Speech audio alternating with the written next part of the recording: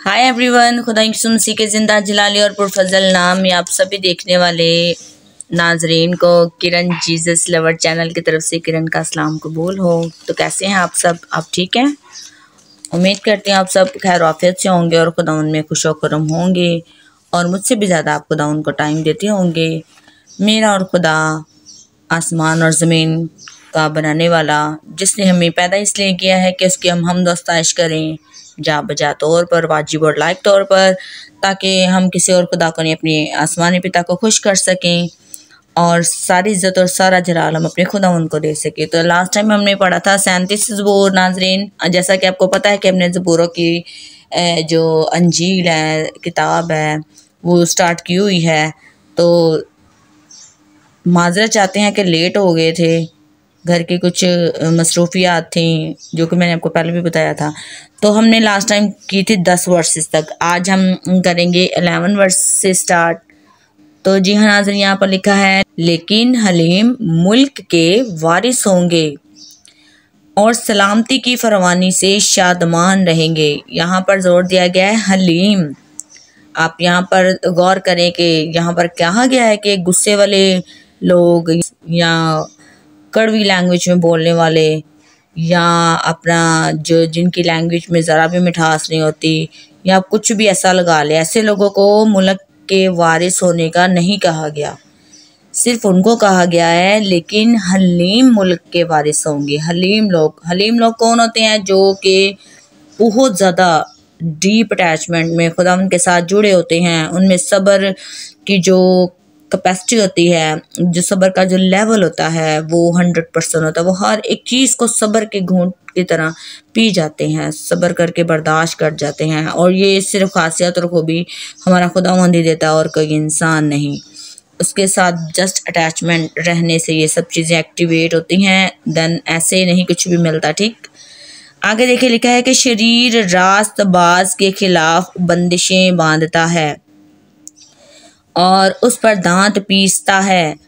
खुदावंद उस पर हंसेगा क्योंकि वो देखता है कि उसका दिन आता है। शरीरों ने तलवार निकाली और कमान खींची ताकि गरीब और मोहताज को गिरा दें। आपको तो पता ही शरीर होते ही ऐसे हैं।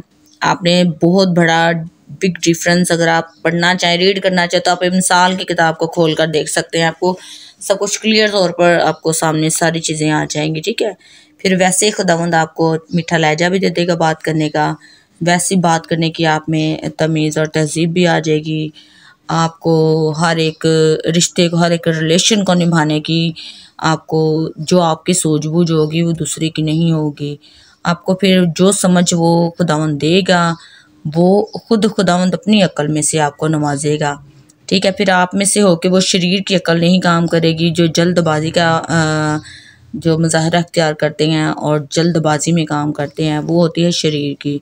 लेकिन खुदावंद हमारा खुदा के साथ अटैचमेंट रहने से हम हिकमत और अक्ल और दानिशमंदी के साथ चलते हैं।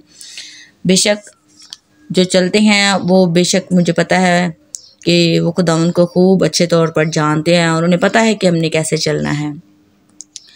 और आगे लिखा है, और रास्त रो को कत्ल करें, उनकी तलवार उन्हीं के दिल को छिदेगी और उनकी कमानें तोड़ी जाएंगी। सादिक का थोड़ा सा माल बहुत से शरीरों की दौलत से बेहतर है, क्योंकि शरीरों के बाजू तोड़े जाएंगे लेकिन खुदावंद सादिकों को संभालता है।